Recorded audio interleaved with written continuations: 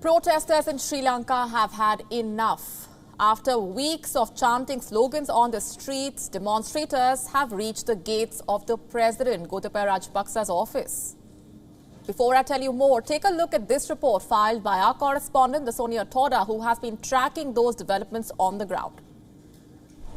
While majority of Sri Lankans will be stepping into the Sinhala and Tamil New Year tomorrow, Prime Minister Mahinda Rajapaksa today expressed his interest to engage in conversation with the citizens, especially the youth protesters that are currently staging protests for the 5th consecutive day opposite the Goalface Green near the Presidential Secretariat. Also, Sri Lanka's main opposition party and opposition leader Sajith Premadasa today confirmed that they will in fact be signing a no-confidence motion as well as a move to impeach President Gotabaya Rajapaksa, which gives us some indication that when Parliament resumes on the 19th of April, the opposition will be looking to push through with a no-confidence vote against President Gotabaya Rajapaksa. Stay with WION World is One for the very latest. Reporting from Colombo, I'm Dasuni.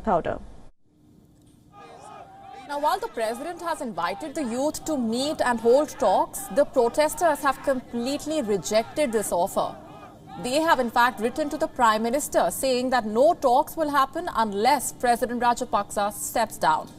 And on top of that, the protests will also not stop. Around 2 dozen tents have been erected in a small but growing camp outside the Secretariat, and it is fast becoming the face of the ongoing nationwide movement.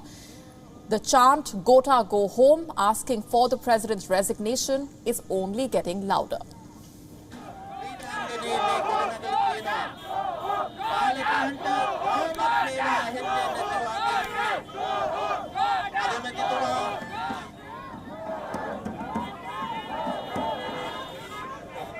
We have been tracking all these developments since day one.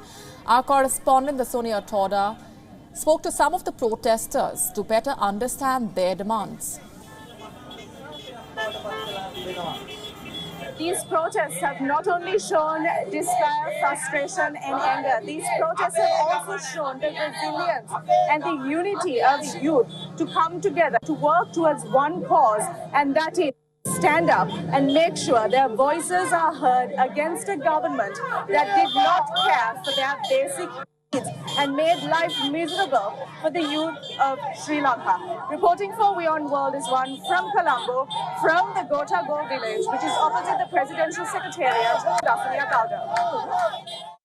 Even though I earn, it's not enough in Sri Lanka now. People are going through misery and most of the people are suffering in Sri Lanka. So if we don't get in the street, we can't do anything. It's our own money. We have to stand and we have to fight for it now. It's our time for now. I came here for the more than 50 kilometers away from the city because of our future children.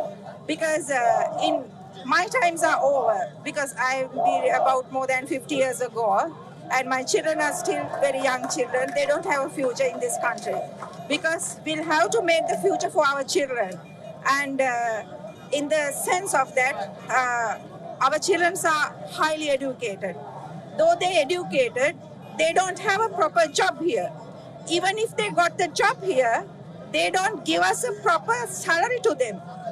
And even if they get the salary to here, that salary is not enough for them to live in this country peacefully.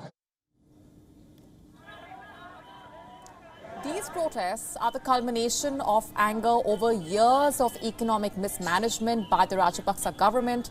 The economic crisis saw the people facing prolonged power cuts and sent prices of food soaring.